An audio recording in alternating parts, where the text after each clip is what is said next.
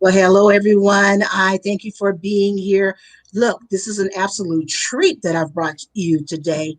We're still talking about the imposter syndrome, and the syndrome is made up of so many components and parts. Today, I thought it'd be wonderful to talk about undoing self sabotage to Mm, achieve more. A lot of mhm, us unknowingly do things to undermine our success.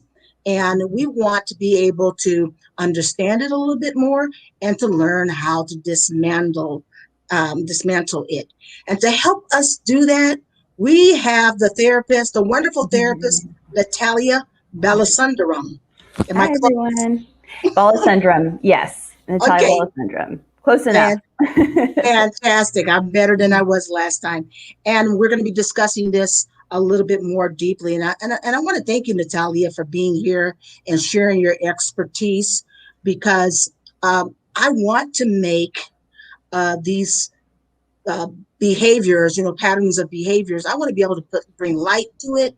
I want Mhm, us just to have the common language and basic understanding so that we can kind of begin to take more accountability, be more accountable mm. for our patterns of behavior and do something in between therapy visits about it. Right, so right. so again, I want to thank you for being here. I'm sure you come across a lot of people in your practice Mhm. who are dealing with self-sabotage.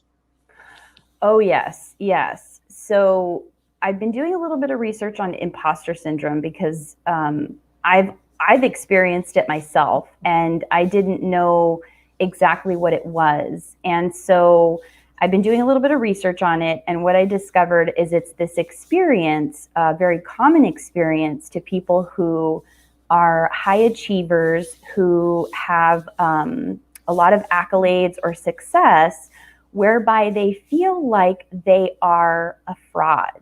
So they feel like they are literally an imposter in their own life, in their own experience, and that at any point, someone is going to come out of the woodworks and they're going to say, "You don't know what you're talking about. Yeah. You are not who you think you are. You are not successful. You are not a high achiever. You have no idea what you're doing." And so it's this common fear of someone finding out, or people finding out who we really are deep down. Yes. And so what I've been thinking about, because again, I always see things through a trauma lens, right? Like that's my primary sort of way of seeing things, and then I also see things through a coaching lens. But what is the at the core of that is I am undeserving. It is a feeling, it is a core belief that I am undeserving. Mhm. I am unworthy of my achievements. So you have all of these achievements up here, but then you haven't integrated that within yourself into, I deserve this success because I've worked so hard. Rather, it's like, ah, I just got lucky, right? I just got lucky this time. And someone's going to figure out that I'm not actually that smart, or I'm not actually that successful. So that's kind of this, it's a phenomena more than a syndrome. And the reason I say that is because it's a common experience. And I've also done a little bit of research and found out that it's more common among certain minority groups, or again, going into that lower socioeconomic status that we talked about, right? Like below the Yes. poverty line. So just a little blurb on imposter syndrome and how I understand it. Self sabotage, the way that I see it, is basically reenacting behavior to prove that belief to yourself. So if I believe I am Yes. undeserving of my success, I am unworthy of my success, then on an unconscious level, I am going to act out those behaviors so that I can prove that to myself. Yes. Yes. And so those messages are probably picked up from childhood. I know that, some of the perfectionists that I've worked with and some of the people dealing with imposter syndrome, they got the message early on. They were loved in so much as they could perform. Right. It wasn't I love you, or I can see you and hear you for who you are. Mhm. It's I only love you, or love is conditional if you are perfect. or if you do this thing, this outside achievement. Yes, yes. And you have parents sometimes living through their kids to such an extent, this entanglement to such an extent that, that person really is sometimes living someone else's life, don't are totally, again, divorced from who they are and understanding, what makes them them. And you have all these ingredients, I think, that kind of coalesce to really undermine self-esteem, on top of that, because if I'm only what I do, geez, if that's taken away, or if I'm seen wanting in any way, shape, or form, then I've had it.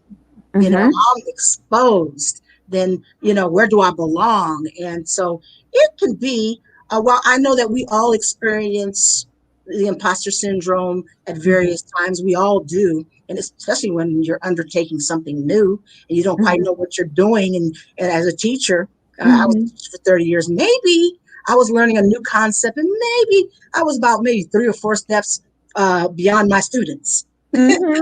Exactly. Right. So I had to fake it until I made it. And until I got really good at it. And so, okay. And I get that. But for some people, it's paralyzing. For some people, they carry that little monkey on their shoulder day in and day out. They're totally anxious, and they blow up potential success, or ways in which they can be elevated because of this really, like you said, not deserving, and I think poor self-esteem. Right. And at the core of poor self-esteem, it's this sense of self, right? So it's like, if I am undeserving or I am bad unless I'm perfect, of course there's going to be no sense of self, which is essentially what self-esteem is. It's an idea that you on your own, without all of these other things that you can do, are worthy of being loved and belonging, right? Like Brene Brown talks about. So with perfectionism, it's interesting because this is definitely one of the ways that we sabotage ourselves.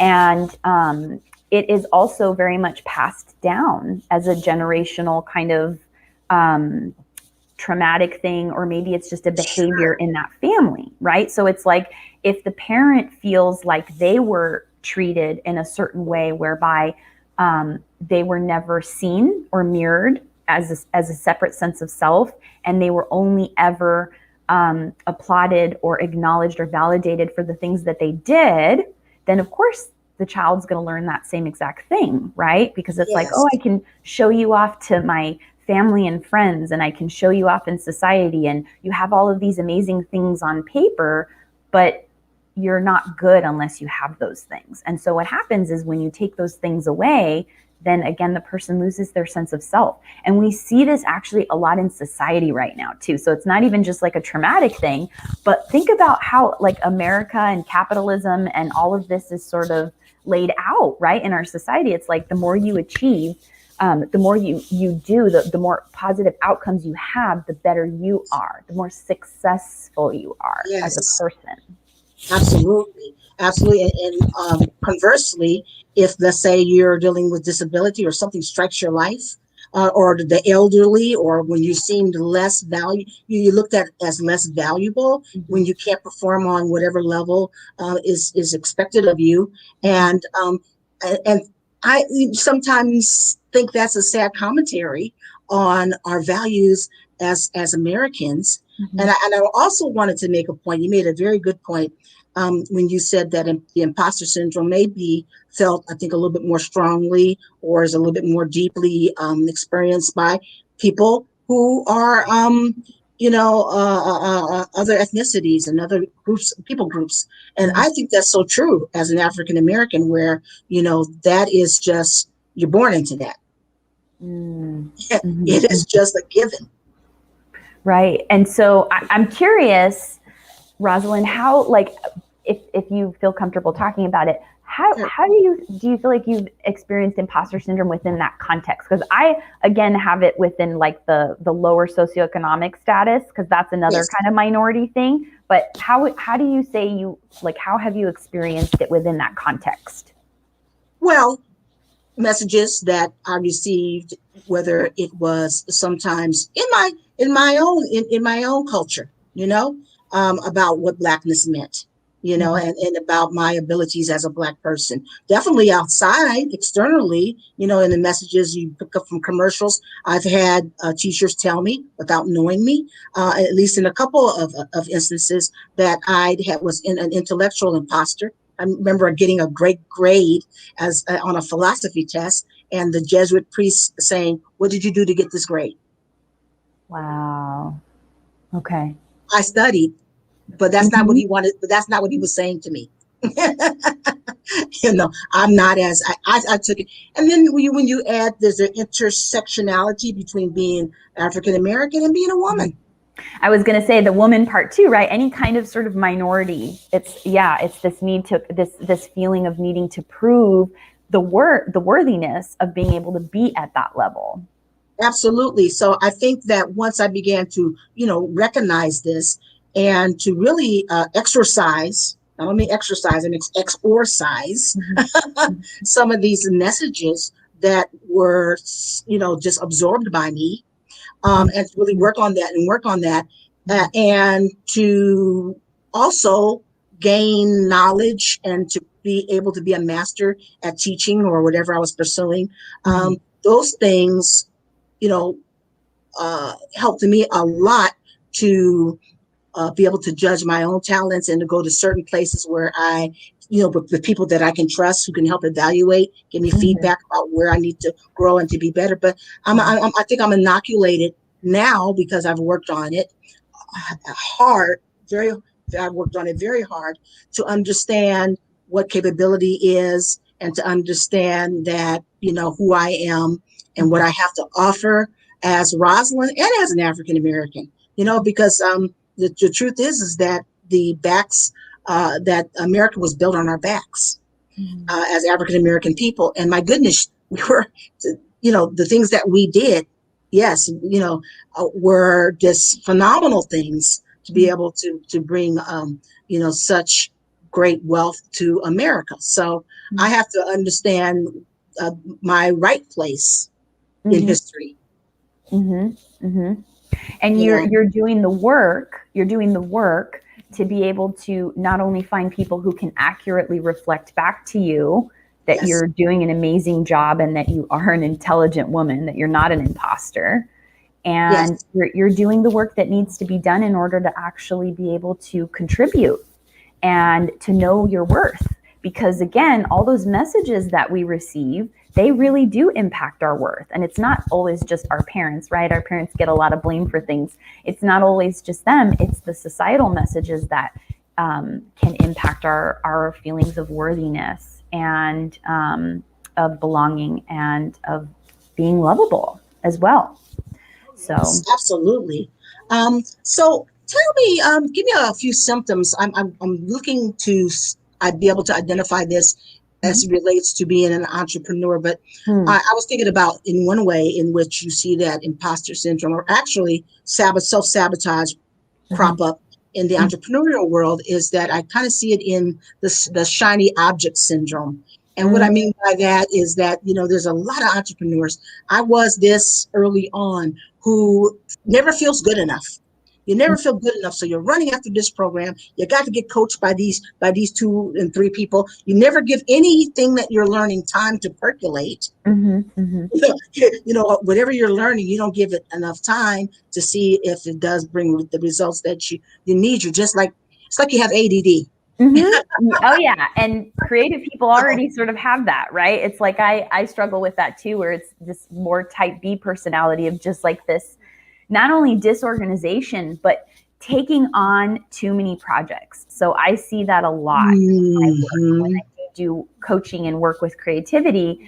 Is one of the ways that we sabotage is by taking on too many projects. So we say yes to everything. And this isn't just with creativity. This is like in life in general, in relationships, in things, in caretaking, in different ways of being. We say, okay, I'm going to do all of these things. And then what ends up happening is we end up doing them in like an extremely mediocre level, because again, Yes. it's much lower stakes than saying like, okay, Rosalind, I'm taking these two things. These are my goals. I'm going to do the work. I'm going to focus on them, and I'm going to do really good. Because if I fail, it's going to be much more difficult for me to say, oh, I really tried and I actually failed, versus like I Yes. have 10,000 different projects. And so if I fail, it's okay, because I have the excuse that I had too many things going on, right? Yes. It's so interesting how we just fool ourselves, and how we kind of uh, have these secondary gangs in operation, and Mm-hmm. all these ways to make it right, to make it sound right to ourselves. It's so Mm-hmm. interesting. And I definitely see it, when it comes to the self-talk that we involve ourselves in. If you listen, and if you could ever take a little time and just to separate out your self-talk, Mm-hmm. there's so much self-sabotage in Mm-hmm. our self-talk. Why don't you go, do this later? It's not important. It's not as important as it really is, Mm-hmm. as it is. Or you're just too unintelligent to learn this new software. Roz, go find something else to do. You could really hear it in the self-talk, the self-sabotage that keeps the cycle going. Mm-hmm. Yeah. So my next question is, how do you begin to break the cycle? You have to gain awareness, right? It's just like Mm-hmm. with anything. The first thing you have to do is gain self-awareness around your own specific ways of sabotaging. And when Mm-hmm. I think about self-sabotage, the thing that comes up for me is fear, right? Like you're using this example of like, okay, I'm a little intimidated. I have to learn this new program. And then all of these negative beliefs and self-talk is coming up to prove to me that this is true about me. Like, I'm not going to be able to figure this out. When in reality, the evidence is that you're an entrepreneur, you're a leader, you've been doing this for years, you're doing amazing things, you interview people, you're doing all kinds of things. And that's actually what's true about you, right? And so it's self-awareness, and we need to recognize, and we need to get really honest, because this is one of the hardest things. Some of the things that we do to sabotage, Charlie says hello. Hi, Um, Charlie. some of the Cutie pie. Thank you. Say thanks, Charlie. One of the things that we do to and now I lost my train of thought. I completely lost my train of thought. Well, we are Uh, talking about becoming aware of our patterns of self-sabotage, and we're all unique. So yes. the way I Thank you. self-sabotage myself is not the way you self-sabotage, or Sally or Jim self-sabotages themselves. Yes, thank you. And I was going to say, you have to get honest with how you're sabotaging, because a lot of these behaviors happen at an unconscious level. Remember, in our first discussion, we talked about like 85% of patterns are happening at an unconscious level, which means they're not in our awareness. And so we really need to get honest and begin to start bringing those into our awareness. And sometimes we're so close that we can't really tell. And Yes. that's where getting coaching or getting therapy can actually help, especially if you have someone who's going to call you out on your BS. That's a huge, huge, amazing step, is to be able to take that feedback in and start to recognize like, oh my gosh, I am procrastinating. I've been working on, I don't know if you've heard of Canva. I'm working on a program right now, and I get stuck in there doing these designs, and I can spend like 2 hours on the color. Is the color right? Is the text right? And it's like, but instead of doing that, what you should actually be doing is working on your program, right? And so we really need to get honest. We need to get that reflection and that feedback, and then we need to start challenging our thoughts, and we need to change our self-talk. So for example, the way that you might talk to someone else, right? We always tend to be kinder toward other people, right? And so we really need to start to develop a self that can really be kind to the other parts of us, right? I see it in a sense, we've talked about this before, is like we have these different parts. And this kind of stronger part that's like the adult part, or the ego strength, really needs to talk more like a loving parent or a loving friend, versus like, oh, you really sucked there, right? Like Yes. this, all Yes. these things happened. And so just like you talk to your friends, just like you encourage people, As an entrepreneur, as a coach, you're naturally encouraging. And so it's hard for us to talk to ourselves that way, but we really have to challenge ourselves to begin to do that. And the more we practice, the better we get at it. And that's how we start to develop this sense of self. That's not so much based on achievement and go, but like, wait a minute, I am inherently worthy because I'm kind, and I there are all these good things about me. So, and I also think, Natalia, that there's a role that self-forgiveness plays too. I've seen that in my own life and in my clients' lives also, is that one thing that reinforces, I think, self-sabotage and the imposter syndrome is that, when we're talking to ourselves, see, you imbecile, you can't do anything right, da, da, da. All that does is reinforce the negativity that we have towards ourselves. And then all that does is just keep the whole cycle in place. And I think that, sometimes we just need to forgive ourselves for missed opportunities, of the past, because we insisted, on dumbing down our light, and that's why I didn't take that new position. This is why I let that opportunity go. This is why, I chose this young man over this when I should have chose that young man. Kinds of things, because I think that's an important thing to begin to loosen the grip of that imposter syndrome. Is, yes, to show grace to yourself in the present, absolutely, but to also to let yourself off the hook with some things in which we honestly did screw up because of our limited knowledge. Right. Limited knowledge. And because we didn't think we deserved that better gentleman that I still would have been married to, for instance. I'm not talking about you, but I'm just saying. You're talking about all of us. So what do you think about that idea, that concept? Yeah, again, it goes back to the core beliefs, because if you believe these things about yourself, you're going to, like you said, attract certain people. So it could be within a relationship. Now, there's a whole theory around that called attachment theory. We probably don't have time to get into that. But it's happening at an unconscious level. It's the things you are familiar with, especially if the things that you are familiar with are not healthy for you.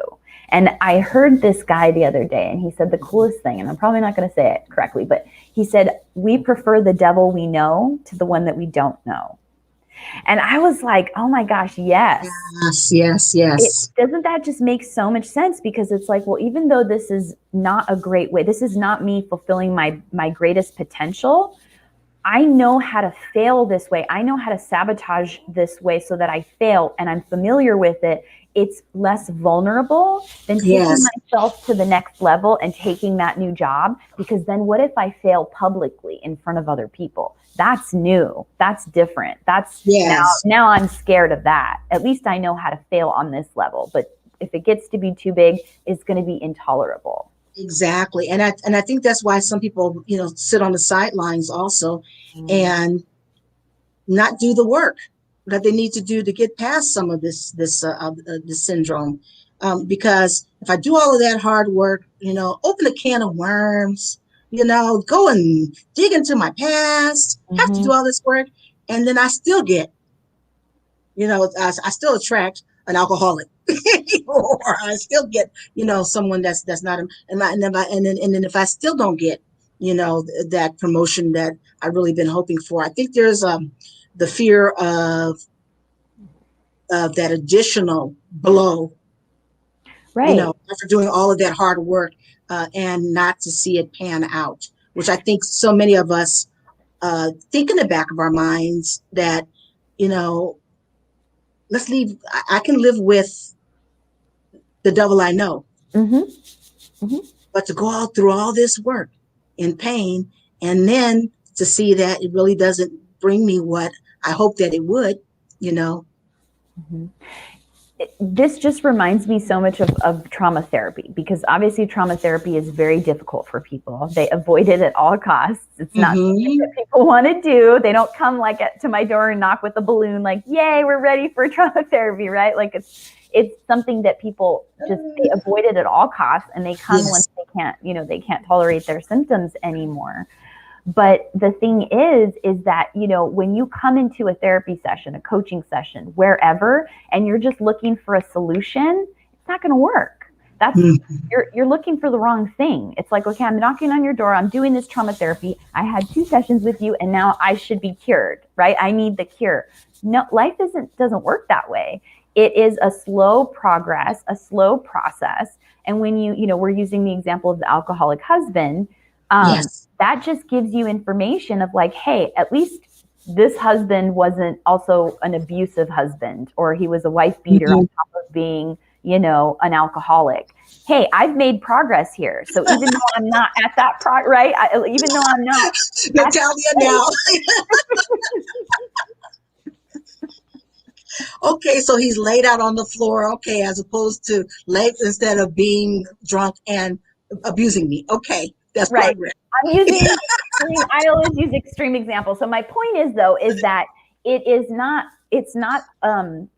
just a one-way shot. Like progress is not I do this and then I'm going to get this result. Like I'm going to do this and then I can be an achiever. I'm going to do this and then I can be completely cured of my trauma symptoms. I will have 0. That's just not being realistic. You have to recognize that it's important to be kind with yourself and understand that there are processes. And it's frustrating. Of course, we all would love that little magic button that would cure us of everything. But that's not how life works. And also, if we were perfect and we had no problems, we wouldn't be doing a service to anyone. I heard something else that I really loved recently, and it said that we connect in our weakness. And so how would we connect as humans if we were just perfect? How boring. Yes, there's that vulnerability in just being able to be transparent and to share, who you are at this given moment, which helps a tremendous amount of people. But yes, I think this is why some people, this is why people do skull and crossbones towards you, Natalia. I totally get it. I totally get it. So if someone wanted to, if they saw that it was this sabotage, and I've heard some surprisingly extreme examples of self-sabotage in coaching. It's just amazing the creativity that people have in sabotaging themselves. But if they found it getting in the way of their functioning, or getting in the way of achieving their goals, how can it? Is that something that you handle and deal with in clients? I don't know if you're taking on any more clients. How could they get in contact with you? Yeah, I mean, it would depend on which way they want to approach it again. So if it was like from a trauma therapy perspective, we have very, very like specific things that I do, like EMDR or brain spotting, which literally directly goes right to the negative core belief and when it first developed. And then we kind of work to challenge that and replace it with a positive belief. But that's where you kind of have to do the breadth of the work in order to change that negative core belief, because it came from a traumatic incident and interpretation of that. But from a coaching perspective, there is a lot of mindset work that needs to be done. And I believe that, and this is kind of what I'm doing with coaching, is like self-connection work in creativity, bringing up that creative spark. The more connected you become with yourself, the kinder you become to yourself, the more you're actually going to get into a space where you can do the work that you want to do. It's going to be like an automatic response versus, Rosalind, give me 5 steps to achieve the greatest things that I can ever achieve. Well, again, as much as we would love that, we need to actually step inward and look at ourselves. And we need to start to turn the volume down on all the things that are going on, all of the things that we do, all the behaviors, all the busyness, the badges of honor, the workaholism, all of that stuff. The louder that is, the lower our voice and our intuition and our gut is going to be, and the less we're going to be connected to ourselves, the less we're going to actually be have the capacity to do the work, which is the most important. The work, not spending 2 hours on Canva. I'm talking to myself here, right? You said people get so creative in the ways that they sabotage. Well, just imagine, Rosalind, if you took that creativity and you actually applied it to the work. Yes, yes. I think that's the greatest investment we can give ourselves, is as hard as it is, similar to being a parent to me. One of the hardest jobs in the world was to get my son, up and going to 18, to get him to 18. Hardest job, but it was the most satisfying job to see him to become an independent thinker apart from me, able to function, really contributing to the community. Likewise, it is the hardest work to have to see yourself and to see your foibles and to grieve and to try to learn new experiences, to try to forgive.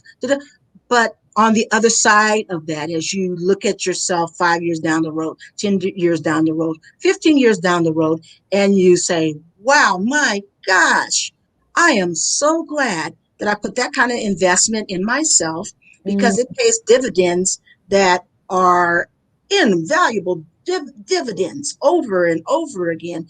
And that's what we're talking about here. And this is why I really do encourage people to not suck it up, but to definitely, come in shaking, with trepidation, weak need, and nonetheless go through the process with support, with adequate support, to get to know who you are, get to be able to leverage your genius, get rid of those old messages, because to me, that's what life is really about, living your best life. Yes. And getting, I love how you said that, getting to know who you really are. And I feel like a lot of people are afraid of getting to know who they really are, afraid of having to uncover all of these self-sabotaging behaviors. But I do believe that inherently, now, of course, we have exceptions to the rule, that inherently people are good. At their core, they are good, they are worthy, they are deserving, they have something to contribute to the world. I don't believe we're here by accident. There's a reason you're here. There is a reason that you've been given the gifts and talents that you have, and you are the only one who can say the things that we need to hear the way that you can say them. And one person might be able to take that in better than something I say, right? So it's very unique to each of us. And so I think it's about, like you said, challenging the negative self-talk, starting to replace it with kinder things that you believe, maybe even things that you don't believe, but eventually you will, and recognizing when you need therapy versus coaching, because they are two such separate things. And of course, I believe everyone should have a therapist, so there's that too. I think at what point you make a good point, Natalia? At what point do you say, you know what, coaching's helped some, but I need to see a therapist? What are some of the telltale signs that you need a therapist? That's a great question. So I would say anytime the issues are clinical. So when someone comes in and they either, have a diagnosis, major depression or generalized anxiety, or they have an actual diagnosis, or they're having symptoms that are so big that they're interfering with their life. They're interfering with their ability to have relationships. They're interfering with their ability to do, presentations at work. So there's a difference between, for example, a very, very common experience, which is like public speaking is the number one fear, right? Like if you have a fear of public speaking, like I do, by the way, that's one of my fears. You don't necessarily need to see a therapist about that. But if you have a traumatic event that happened when you were a kid, or maybe you just had a very unhealthy upbringing, unhealthy relationship with parents, and that's a huge umbrella, and you developed all of these negative core beliefs that really, they influence every part of your life, and they're interfering with your functioning, again, you would want to see you would want to see a therapist, because you actually need to go into the trauma and kind of like, I imagine like all these little tools, and you're kind of, taking everything apart and then you're putting it back together. Whereas coaching is sort of, it's more at a surface level. It's more cognitive behavioral therapy, mindset work. And some people, they do better with that. They're okay for that. It's just a better fit. Like I can come on here and encourage you for 20 minutes. Okay, Natalia, I'm going to go do my work or whatever. That's different than someone who is like, I keep attracting very abusive women because my mom was very abusive and I don't know how to break this pattern. Well, that's a good explanation. So when it gets in the way of, again, of your functioning and various areas of your life, that's when you might want to. Well, that's a lot of folks. That's when you want to. That's when you want to see a therapist. Yes. And the great news is you could do both. You could see a therapist and you could see a coach for the two, for the different things. So you don't always have to pick one over the other. But yeah, therapy is just more clinically based issues, more medically necessary things that you need help with. So excellent. Well, again, I don't think we were able to get your contact information. If we want to connect with you, how can we do that? So I have a couple of different email addresses. As a therapist, I have to separate my coaching completely because my license is regulated. So I'll do what I did last time. I'll put beneath our interview, if that's okay with you, I'll put my 2 pages because I have 2. I have the coaching page and I have the therapy page. So you can go to either. I do update my trauma page regularly. I like to do videos and just kind of give away information for free. Fantastic. Yeah. And then the coaching, that's more on the self-connection work. And that's a work in progress right now. That's the me spending 2 hours on Canva point. But I'll put them both underneath. And if you'd like to actually inquire about therapy, that is going to be, I'll put the email address for that. That's at healingtraumacreativeway@gmail.com. Wonderful. Wonderful.